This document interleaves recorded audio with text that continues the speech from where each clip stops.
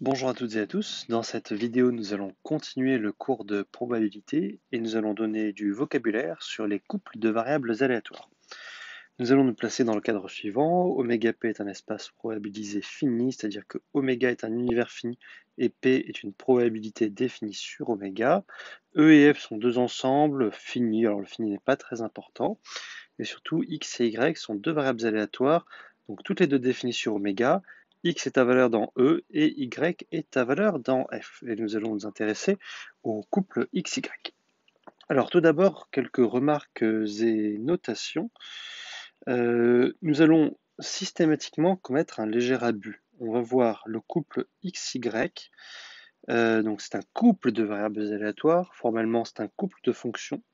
Nous allons le voir comme une variable aléatoire à valeur dans le produit cartésien de E par F. Et donc, c'est toujours une remarque notation ici. Si je prends petit e un élément de grand E et petit f un élément de grand F, eh bien on va noter souvent l'événement comme ça, x égale E et y égale F. Donc ça, c'est à la fois l'événement, le couple xy est égal au couple EF, et donc c'est l'intersection par définition en fait de l'objet couple des événements x égale E et y égale F. Cette première notation à gauche sera très pratique, souple, donc on l'adoptera très souvent, et il faut bien savoir en fait systématiquement revenir à une intersection à chaque fois qu'on la manipule. Donc maintenant venons à l'objet de notre vidéo. On va donner une définition.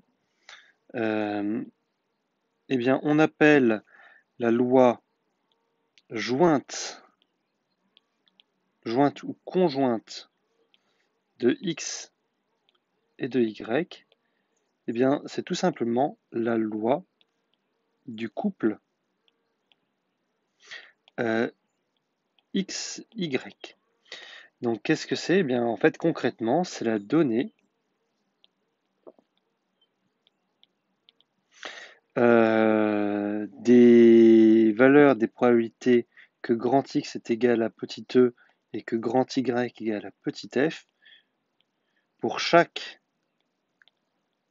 petit e dans grand E et petit f dans grand F, très, très concrètement. On peut donner un exemple. Si on réalise deux tirages successifs et avec remise dans une urne à n boules, que l'on note grand X, le résultat du premier tirage, et grand Y, le résultat du deuxième tirage, et en fait, quelle est la loi jointe du couple XY? Eh bien, si on prend I et J entre 1 et N, eh bien, la probabilité que X égale I et que Y égale J, tout simplement, donc là, par la formule des probabilités composées, eh bien, c'est égal à la probabilité que X égale I fois la probabilité, sachant que X égale I, de l'événement Y égale J. Donc ça, par modélisation, c'est 1 sur n. Et ça aussi, par modélisation, on va donner du vocabulaire sur cet objet-là très bientôt, c'est aussi 1 sur n. Parce qu'on fait deux tirages successifs avec remise. Donc chaque fois, on a une chance 1 sur n de tirer une boule. Donc c'est égal à 1 sur n au carré. Et donc, conclusion de ce tout petit exercice très simple, cet exemple, on va dire plutôt, eh bien, la loi jointe du couple XY, eh bien, c'est la loi uniforme ici sur le carré du segment d'entier 1n.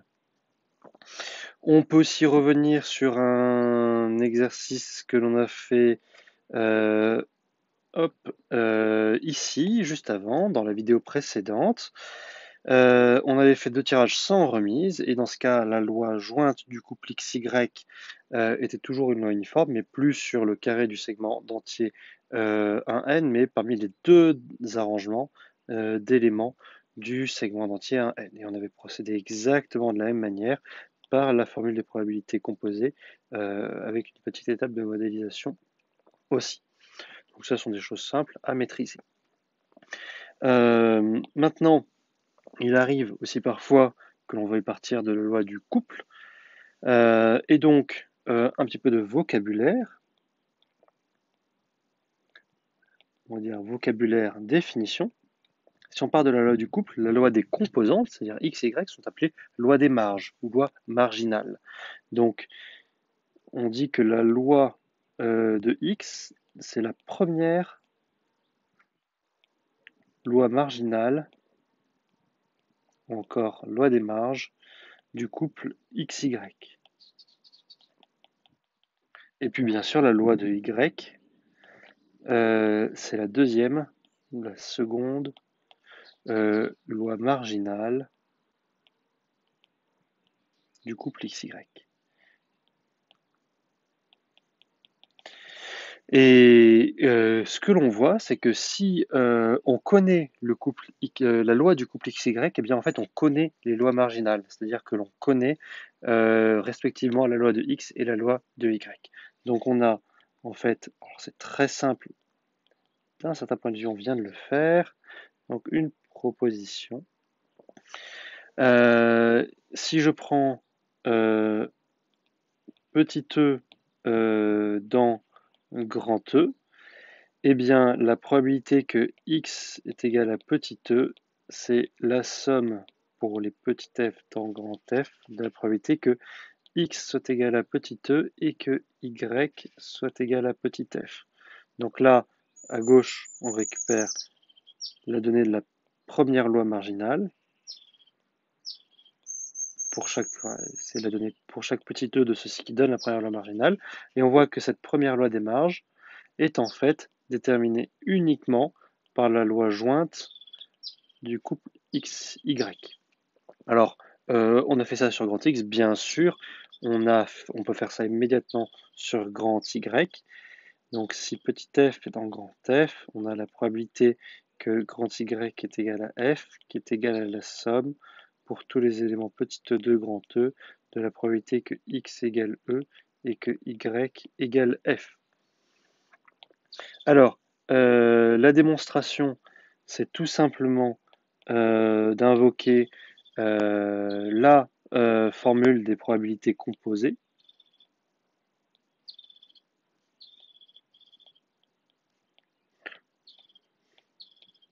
Donc, pour la première formule, ici, il vient juste, on écrit ça sur ce système complet d'événements-là, et pour la deuxième formule, sur ce système complet d'événements-là. Donc, sur le système complet d'événements des grands X, pardon, des grands Y égale F pour petit f un élément de grand F, et 2 sur le système complet d'événements des grand X égale E pour petit e dans le grand E. Et ça sont des systèmes complets d'événements car ce sont les systèmes canoniquement associés aux variables aléatoires grand Y et grand X respectivement. Et on obtient immédiatement le résultat. Alors, ce résultat, en fait, a une interprétation très simple, c'est-à-dire qu'on a l'habitude de donner les lois, disons pour les exemples simples, finis par des tableaux de probabilité. Donc, pour une loi jointe, on a forcément nécessairement un tableau à double entrée. Donc, si on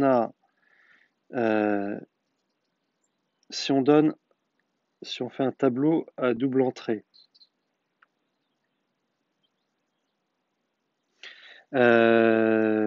si donc je prends grand E qui est un élément, qui est un ensemble E1, En, et grand F qui est l'ensemble F1, Fp. Hop, on va faire le tableau. une colonne au milieu comme ça.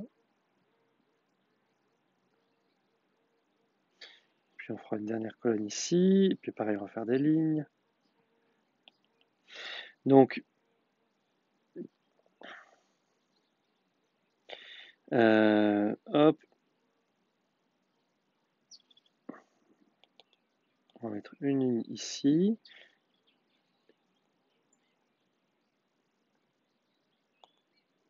Hop, et une dernière ligne en bas. Là, je vais mettre donc E1, E2, ici un EI, et puis ici EN. Là, je vais mettre F1, F2, ici un FJ, et ici un FP. Dans ce tableau, on range les probabilités. Donc, par exemple, la probabilité ici que X égale E1 et que Y égale F1, etc. etc. Donc, par exemple, là, on range la probabilité que X égale EI et que Y égale FJ. Donc par exemple là, on range la probabilité que X égale EN et que Y égale F1, etc., etc., etc. Eh bien, que nous dit notre résultat? Eh bien, il nous dit que pour calculer la probabilité que X égale EI, donc là, allez, on va le terminer, là c'est la probabilité que X égale EI et que Y égale F1, et là, la probabilité que X égale EI et que Y égale FP. Donc, que nous dit notre résultat? Eh bien, il nous dit que pour calculer la probabilité que X égale EI, eh bien, il suffit en fait de sommer sur une colonne.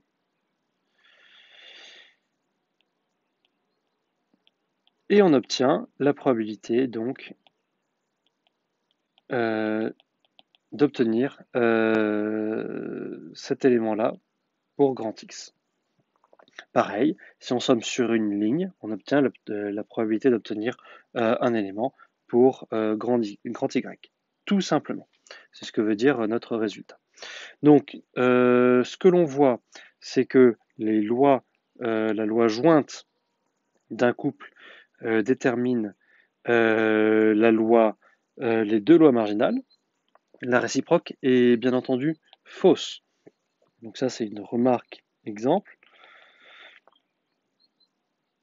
C'est que les lois marginales ne déterminent pas la loi jointe. Et là, on va donner un exemple.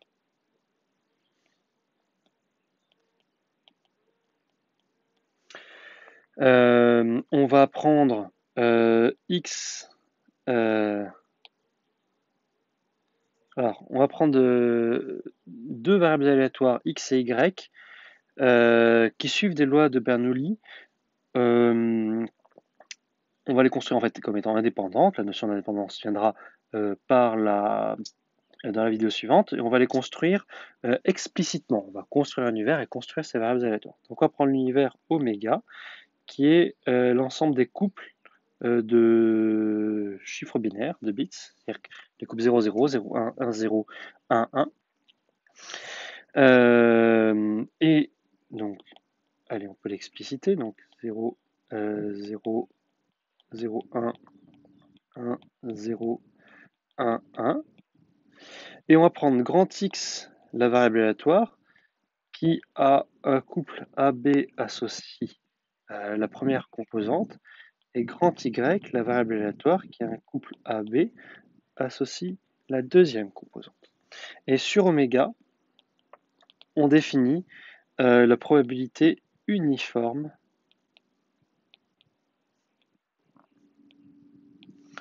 sur oméga.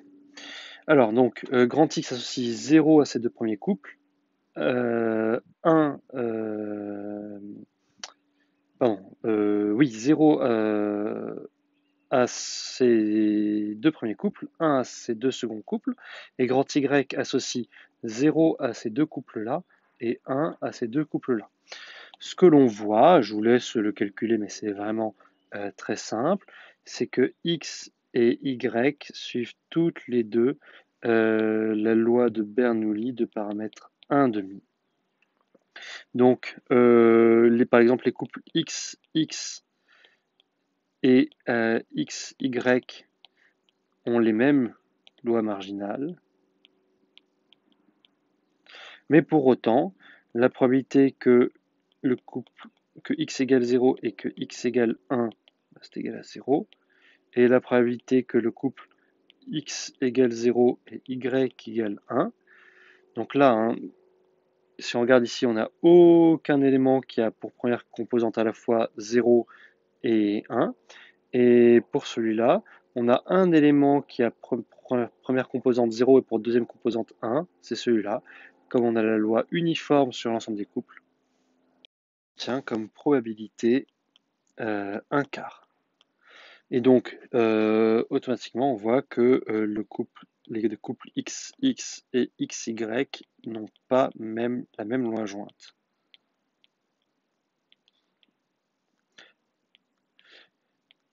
Et bien entendu, en fait, c'est assez naturel. Pourquoi? Parce que les lois marginales sont les lois de chaque composante. Et dans ces lois marginales, on n'a bien entendu aucune information sur l'intrication de ces deux composantes. Alors, ce que l'on voit, ce que l'on va définir plutôt maintenant, et ça sera la dernière définition, c'est la notion de loi conditionnelle. C'est-à-dire que l'on peut conditionner par rapport à une variable aléatoire. Ça, c'est quelque chose d'important. C'est quelque chose que l'on faisait déjà en fait sans le dire. Donc, on reprend notre notation. Et maintenant, si je prends un élément petit e dans grand E atteint par x avec une probabilité non nulle, donc je demande que la probabilité que x égale petit e soit strictement positive, eh bien, je vais appeler loi conditionnelle de y par rapport à l'événement x égale e. Eh bien, en fait, c'est une loi, c'est la loi de y, mais quand on munit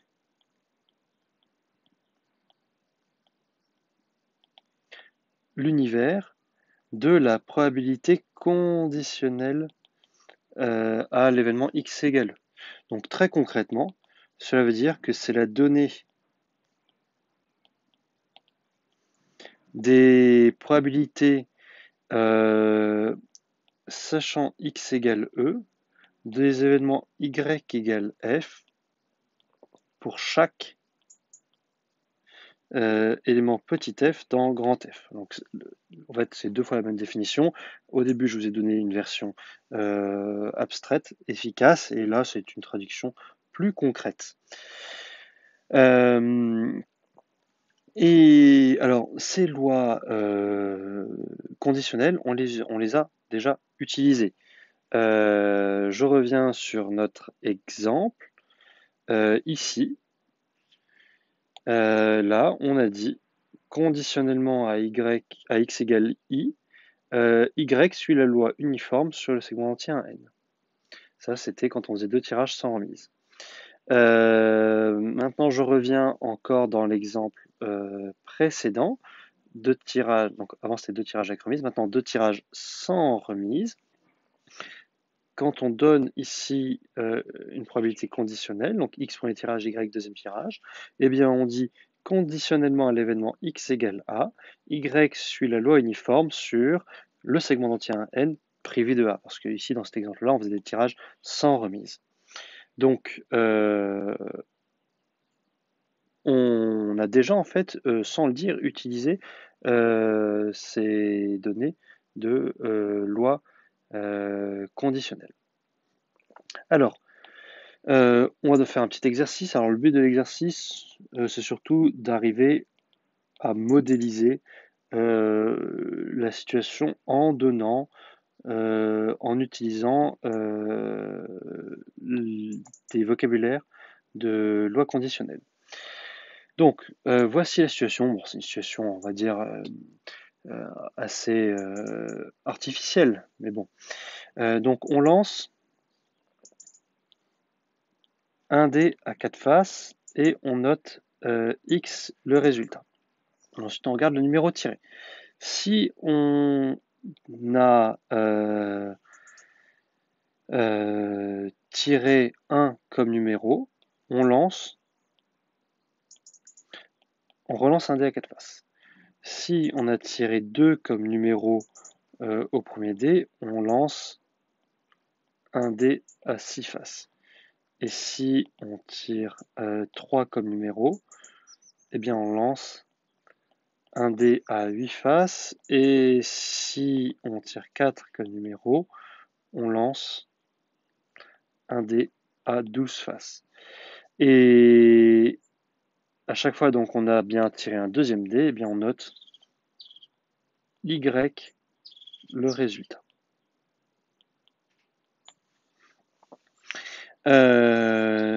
Et on va se poser 3 questions. Premièrement, la question de la modélisation.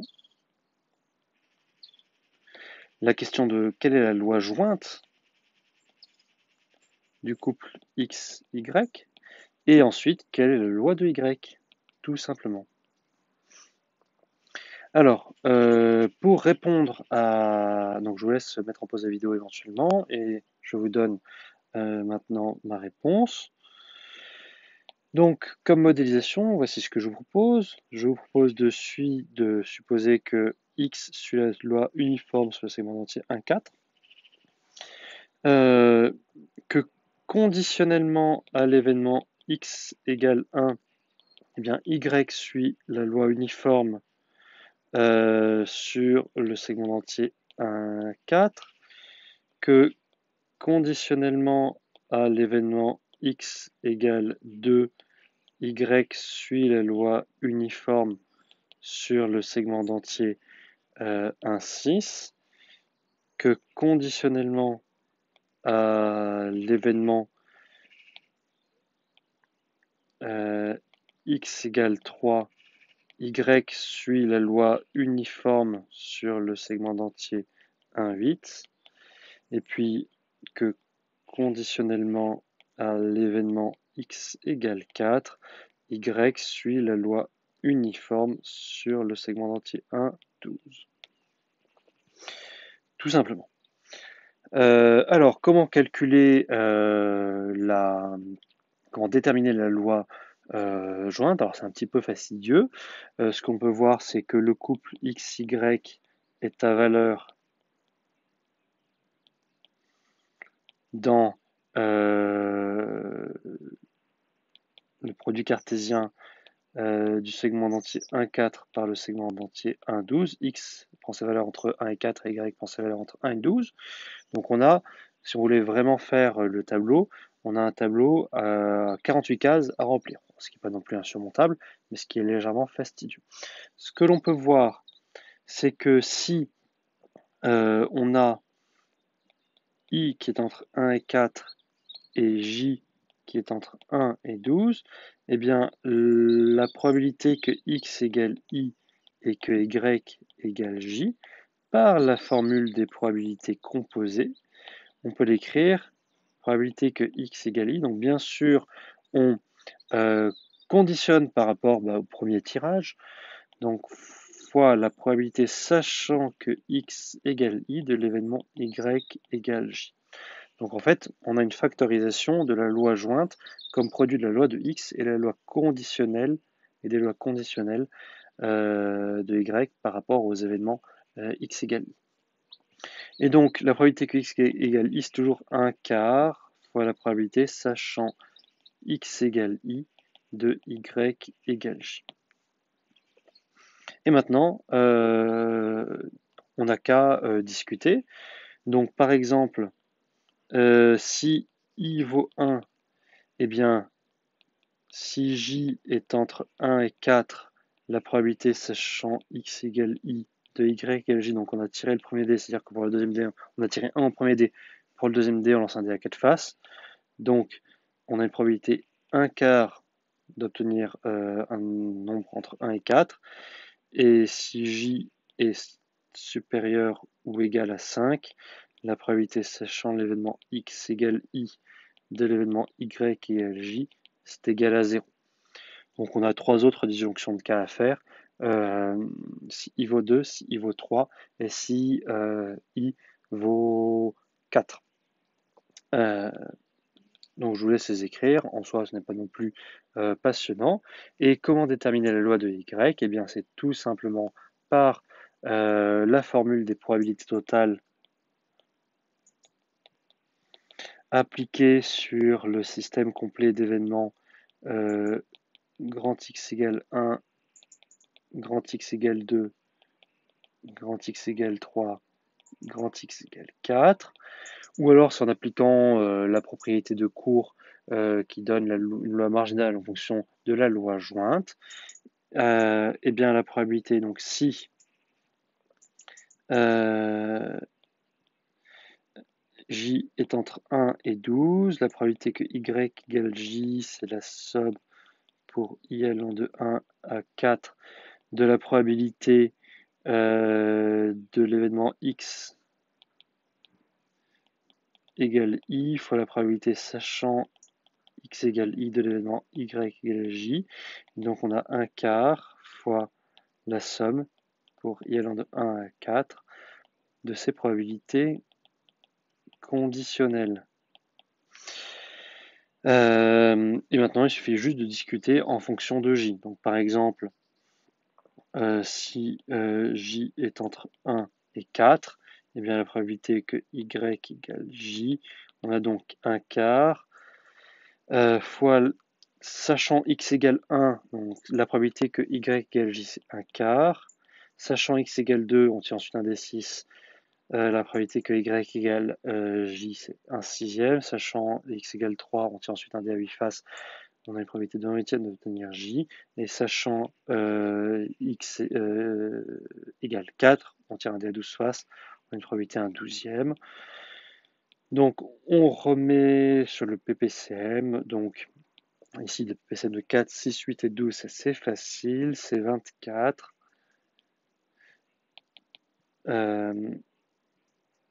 Et donc, en mettant au 24e, on a 6 plus 4 plus 3 plus 2. Donc on a 15 sur 24 et 15 sur 24, c'est 5 huitièmes. Donc on obtient 5 sur 32.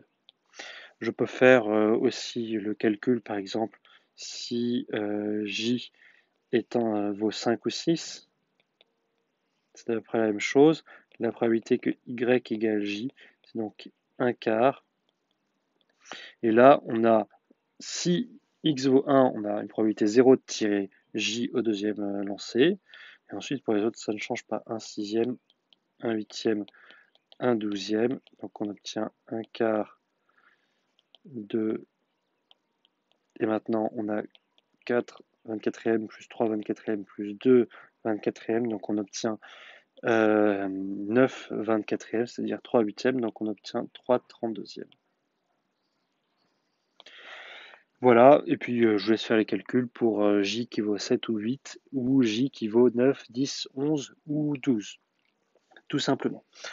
Voilà pour cet exemple. Le calcul n'a pas grand intérêt si ce n'est vous entraîner à utiliser la formule des probabilités totales sur un cas simple. Ce qui est important, c'est de bien savoir modéliser en faisant notamment intervenir un vocabulaire de loi conditionnelle.